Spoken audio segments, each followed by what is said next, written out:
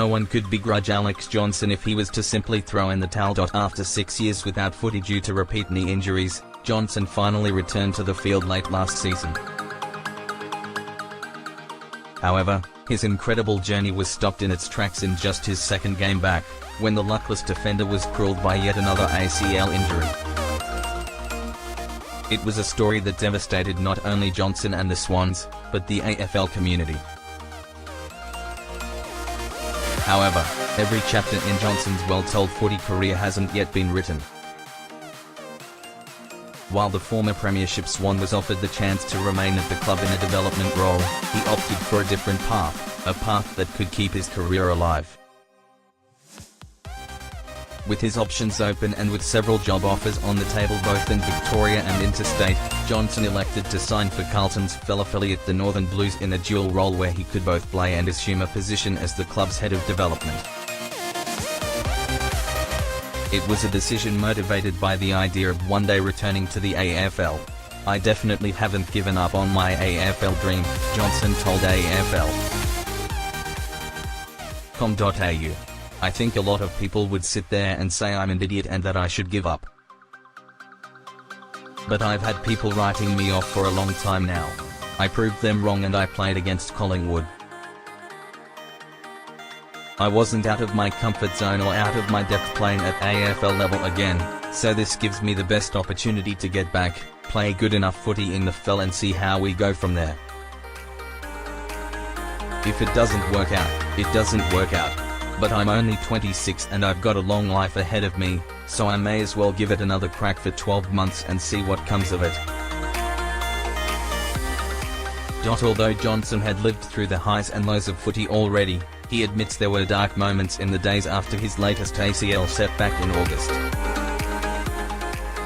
The thought of quitting entered his mind, but it was immediately replaced by an even bigger willingness to get back on the park and play at the highest level once again.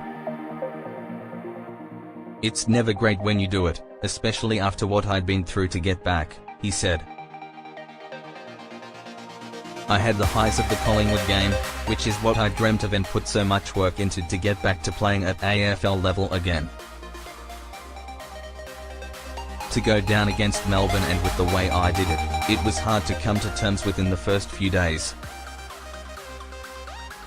But I sat down and took a look at it in a different way. I thought it's my good knee, if I can get it right, there's no reason why I can't continue playing footy."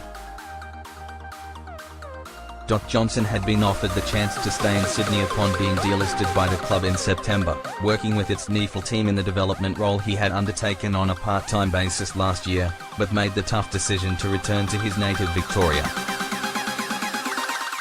Despite saying he was forever indebted to the Swans for the manner in which they cared for him throughout his recovery, he made the choice with the idea of playing again in mind.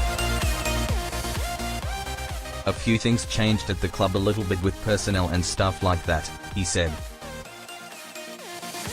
"The big one for me was that they didn't offer me a playing role at all. It was a purely development role and I wanted to play. I'm only 26, so I feel as though I've got more to give in the AFL. Getting back down here and playing in a competition like the FL gives me the best shot at doing that."